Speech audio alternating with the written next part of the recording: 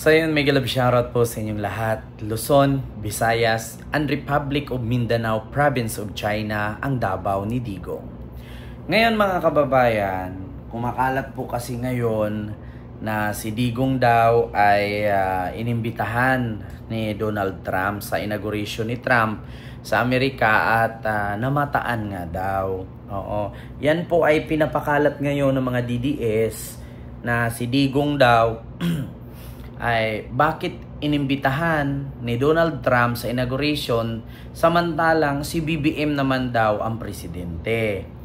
Ngayon mga kababayan, actually hindi naman po linid sa ating kaalaman na kapag sinabi nating DDS, ibig sabihin po dyan bobo, no, tanga, uto-uto.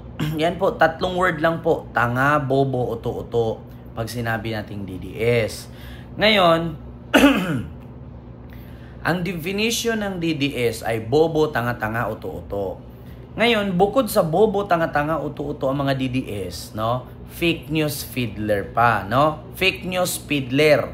Sa madaling salita, tagapaghatid ng mga peking balita. Oo. Ngayon, pinapakalat nila na si Digong daw nandun sa Amerika, umattend daw sa inauguration ni Trump, yung panunumpa daw ni Trump bilang presidente ng Amerika muli. Kasi dating presidente, bumaba sa termino, tapos tumakbong presidente, nanalo ulit. Oo, ngayon, pinakalat ng DDS na bakit daw si Duterte ang hinahanap ni Trump at hindi daw si BBM, na si BBM naman daw ang presidente. Ngayon, gusto ko lang klaruhin sa inyo, sa pagpapakalat nila na nandun daw sa Amerika, inikot ko po buong social media. Nanood ako ng live ng almost 6 hours na live sa inauguration ni Trump ng CNN at anong pangalan ng isang news na yon, IBC ba yon? NBC. Oo, so pinapanood ko hanggang sa matapos, dumating yung iba't ibang panauhin, iba't ibang mga prime minister sa iba't ibang bansa, mga presidente, mga hari, mga prinsesa sa ibang bansa. Pinapanood ko mga Hollywood celebrities, mga personnel. Inuulit-ulit ko talaga. Kada may dumating, nilakasan ko pa ang TV na baka tawagin Rodrigo Roa Duterte, the former president of the Republic of the Philippines. Wala akong narinig. Ngunit ang pinakalat na mga DDS na fake news vlogger, mga fake news peddler, no, mga bobo, tanga-tanga, uto-uto, na mga DDS supporter ni Digong, ganon, na inimbitahan daw si Digong, samantalang si BBM naman daw ang presidente, bakit si Digong daw ang inimbitahan? Ito sa totoo lang, i-clarify ko lang po. Bago ko i-play ang video na to, ni Erwin Tulfo, sa pagsiwalat patungkol kay Duterte, no, gusto ko lang i-explain sa inyo. Kahit ulit-ulitin ninyo sa inauguration ni Trump, wala kayong makitang mukha ni Duterte doon. Kahit baliktarin ninyo ang video, isa-isahin ninyo minute per minute, seconds per seconds, hour per hour, wala kayong marinig na pangalang Duterte at wala kayong makitang Duterte doon sa inauguration ni Trump. Bakit? I-play ko po ang video, panoorin nyo po kung anong kadahilanan na kung bakit si Digong, kahit imbitahan ni Donald Trump sa Amerika yan, never pong makatungtong ng Amerika yan. Bakit? Panoorin nyo po. May I call on Billy Vegas from Abante Politico for his questions. Magandang umaga po. Hingi lang po ng reaction sana doon sa sinabi ni dating Pangulong Duterte na parang sabi niya naglalakwatsa lang daw si Presidente abroad.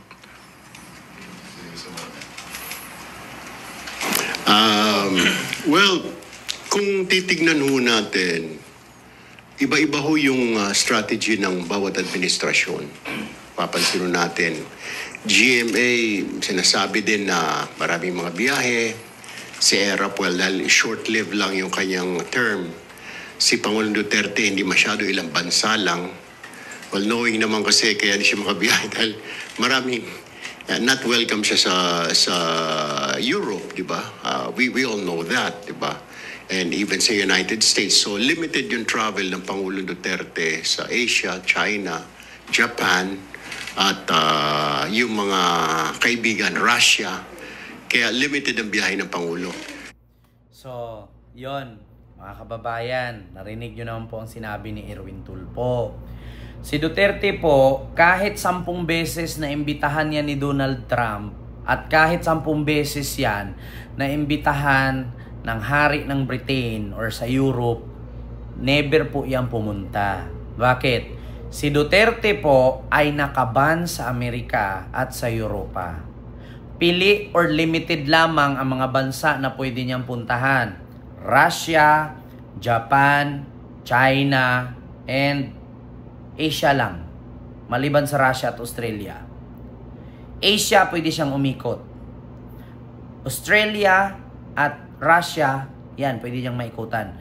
Pero pagdating sa Europe, pagdating sa Amerika, si Duterte po ay klarong-klarong ban. Hindi po siya binibigyan ng visa ng Amerika at Europa. Ano nga bang kadahilanan kung bakit siya naban? Naalala niyo po mga kababayan, noong presidente si Duterte, minura niya si Barack Obama.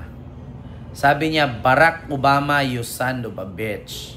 Isa yon sa kadahilanan. Nakatatak na si Duterte doon. Pangalawa naman sa Europa, minura niya ang Santo Papa. Sa Europe, nakaban na siya sa Europe. Pangatlo, kaya siya naban muli sa iba't ibang bansa at limited lang ang lugar na kanyang maliparan. No, na kahit iimbita ni Donald Trump sa inauguration yan, hindi makakalusot yan. May record si Digong. Bakit? Lahat ng mga diplomat, no, ibig sabihin ng mga diplomat, yun yung mga panauhin sa iba't ibang bansa. Bukod sa Prime Minister, Secretary of States, mga assemblyman or congressman, mga House Speaker, pinagmumura niya nung time na nasa Malacanang siya at pinalayas niya kasabay ang mga kasundaluhan ng Amerika at pinauwi niya at pinasara niya ang Subic. So yun po ang kadahilanan na kung bakit si Duterte ban sa Amerika, ban sa Europa at iilang lugar sa buong mundo. Limited lang ang lugar na kanyang mapupuntahan. So ngayon mga DDS, na mga fake news peddler, no, nagpapakalat ng fake news, meron na nga kayong isang kasamahan dyan na nakasuhan ng cyber libel kasi nagpapakalat ng fake news na si General Torre daw ay na-hospital, na which is hindi naman totoo. So ngayon, mga kababayan, gusto ko pong i-explain sa inyo, huwag po kayong basa-basa maniwala sa mga DDS. Mga fake news po yan, mga tanga-tanga, uto-uto at mga bobo na yung initial na definition ng DDS. Bobo, tanga-tanga, uto-uto at fake news. Diba? So yun, klarong-klaro po mga kababayan. Pinaliwanag ko lang po sa inyo. Huwag kayong maniwala sa mga DDS vlogger. Yung mga supporter ni Duterte na inimbitahan daw ni Donald Trump si Digong instead of BBM, na si BBM ang presidente, bakit si Digong daw ang inimbitahan at nandoon daw mismo sa inauguration na mataan si Digong. Gusto ko lang klaruhin, wala po ni bulbul ni Digong doon, maskin anino or kaluluwa ni Digong, wala po kayong makita doon. Bakit? Si Digong po ay nakaband sa Amerika. Ibig sabihin po, persona non grata siya sa Amerika.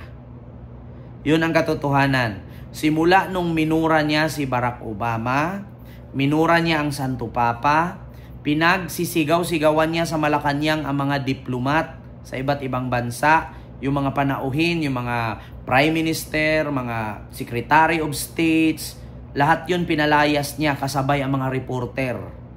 Nung panahon na siya sa war on drugs. At isa pa dyan, kumalas sa International Criminal Court ang Pilipinas nung panahon ni Digong. Kaya marami po siyang lugar at bansa na nakaban siya. Yun po ang katotohanan. Kaya yung mga DDS na fake news peddler dyan, magbago na po kayo. Iwasan niyo po yung pagpipake news. Walang Duterteng nakita sa inauguration ni Trump. Ultimo bulbul niyang puti doon na uban na, wala. So yun lang po mga kababayan. Mapagmatsyag, mapagpanurit, mapagmasid para hindi po tayo maloko ng mga DDS, ng mga bobo, tanga-tanga at uto-uto na supporter ni Digong.